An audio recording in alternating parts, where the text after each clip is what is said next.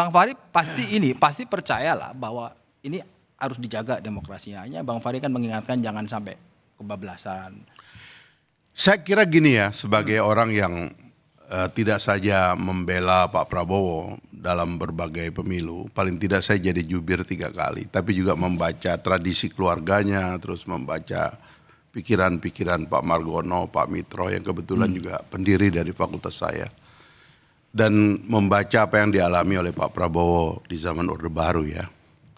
Saya kira ini waktunya untuk teman-teman itu mencoba menarik diri sedikit untuk mulai memahami kompleksitas Prabowo ini gitu. Dan saya kira jangan terlalu kalau beliau berpernyataan itu langsung kena attack gitu. Nggak boleh ngambil diri gitu. Jadi misalnya istilah penertiban gitu misalnya, kemudian pengamat ya dan sebagainya itu jangan langsung merasa waduh saya ini lagi terancam, saya ini mau ditertibkan, mau disiram air keras gitu kira-kira gitu.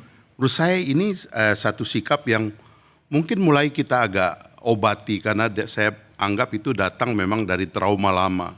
Sekalipun fakta terbarunya orang. ada kan Bang? Hah? Fakta terbarunya kejadian kan? Oh ya itu fakta kan dia nggak mungkin mentolerir yang kayak gitu. Prabowo itu orang yang nggak mungkin mengizinkan satu tindakan kekerasan itu terjadi di depan mata dia. Itu mustahil itu. Itu lalat pun kalau Anda tepuk dia bisa marah. Itu. Kenapa kamu tepuk lalat itu? Dia kan perlu makan juga. Kenapa semut itu kamu mesti usir? Itu kan sisa makanan kamu.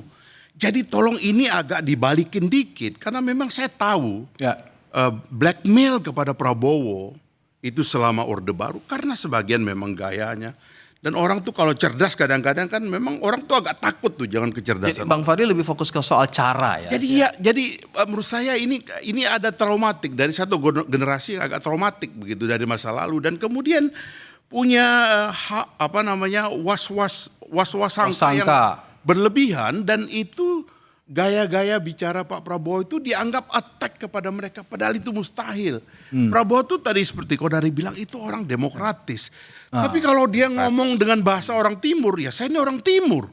Saya ini juga banyak disalahpahami orang karena saya berbicara keras begitu. Tapi coba Anda bersahabat dengan saya kan nggak akan melukai.